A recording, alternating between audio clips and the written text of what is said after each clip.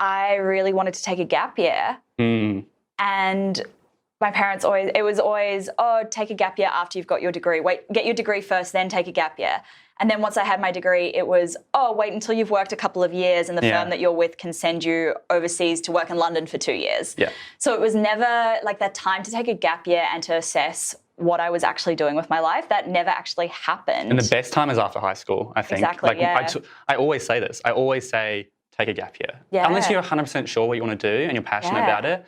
The thing is, you've just finished high school and HSC is hard. Like, it's not as hard as uni or like actually entering a job, but it is a big wake up when you've gone from, none of your marks actually mattered technically in the first 5 years of school. It's year 12 with the only marks that actually go towards your end score.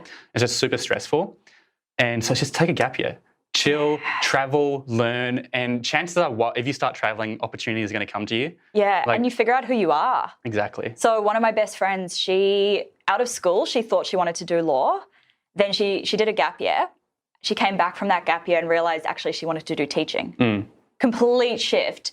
Simply, so she wanted to do law because I think that was maybe what she thought was like a good job to do. And then she actually realised, well, no, teaching was what lights her up. She wanted to do law because it pays well.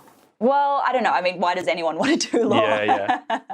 So, yeah, it's really interesting. And it's just funny now, like at this time when I'm now 27 and everyone's kind of done a couple of years in their jobs, they finished their degrees, they've worked a few years in their jobs, and people are realising, actually, this isn't all it's cracked up to be. Maybe there's more out there. And it's so interesting watching, like, almost like a second wave of friends who are now starting their businesses as a way to get out of that corporate grind. Yeah. And so what I want to try to put out there is don't wait until you're 27 to enter this.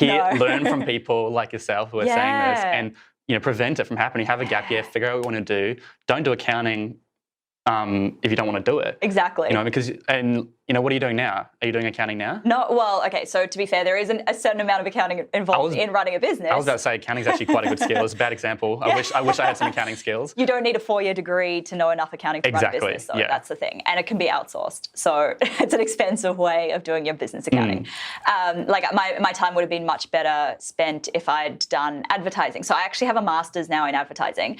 But if I'd done that as my undergrad degree, that would have saved me 4 extra years of study. Yeah, and so you studied accounting and then you studied advertising? Yeah, so I did accounting, worked for a couple of years, realised accounting wasn't what I wanted to do, went back and did advertising. Yeah, and there's nothing wrong with that. A lot of people, almost all of my guests have done something similar. Actually, Brioni, who I was telling you about earlier, she did accounting as well. And now she's a producer in a creative industry.